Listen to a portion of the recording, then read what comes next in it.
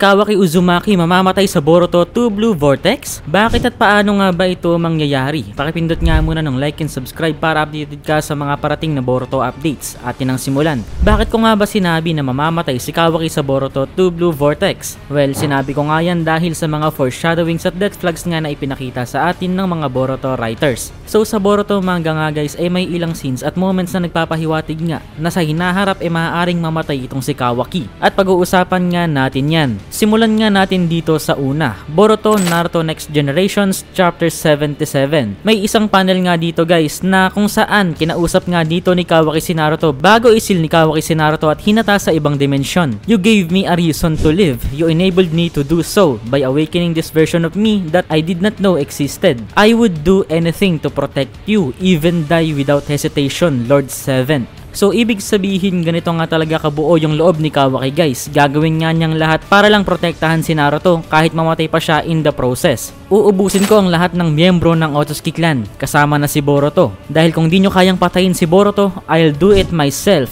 Kahit kamuhian nyo pa ako at kagalitan ng husto. At once na matapos ko nang ma-achieve ang mga goal na ito, you are welcome to kill me. So you just wait till then, Lord 7. Diyan nga natin unang nakita yung mga death flags ni Kawaki na nagpapahiwatig nga na maaari nga na sa future ay mamatay nga talaga itong si Kawaki. Kasunod nga dyan ay mismo nating makikita dito ang Chapter 8 ng 2 Blue Vortex. Sa isang panel nga dito ay pabalang na inutusan nitong si Kawaki itong si Ada na hanapin si Boruto. Tulad nga ng mga nabanggit ko sa nakaraang videos, pangit nga yung trato na ipinapakita dito ni Kawaki towards kay Ada. At unti-unti na ngang lumalayo ang loob ni Ada kay Kawaki. At ngayon nga mukhang nagkakaroon na nga ng crush itong sa Ada towards kay Boruto. Ang turing nga dito ni Kawaki kay Ada ay parang isang hamak na utusan o gamit lamang na itatapon once na makuha na nga niya ang gusto niya. At nakita nga ni Delta dito yung pangit na pagtrato ni Kawaki towards kay Ada at nabanggit nga dito ni Delta na naiinis nga siya sa way ng pakikutungo nitong si Kawaki towards kay Ada. Sumagot nga dito si Kawaki at sinabing wala akong pakialam sa nararamdaman mo. Go ahead, magalit ka. At after nga nitong mapinpoint ni Ada yung location ni Boruto ay agad nga ditong umalis si Kawaki at isa na nga niya dito si Delta. At habang lumilipad nga silang dalawa dito ay dito nga ipinakita sa atin o ibinigay sa atin yung second foreshadowing na in the future nga ay posibleng mamatay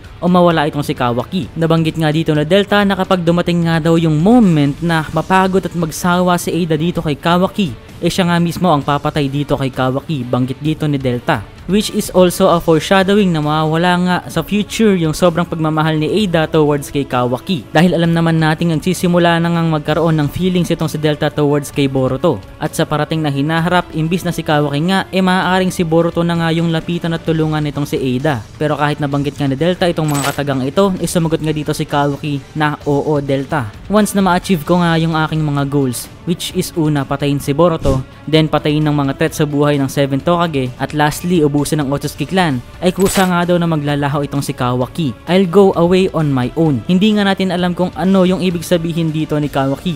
Go away na pupunta sa malayong lugar o magtatago, or go away na mamamatay. Kayo, ano sa tingin nyo? Comment down.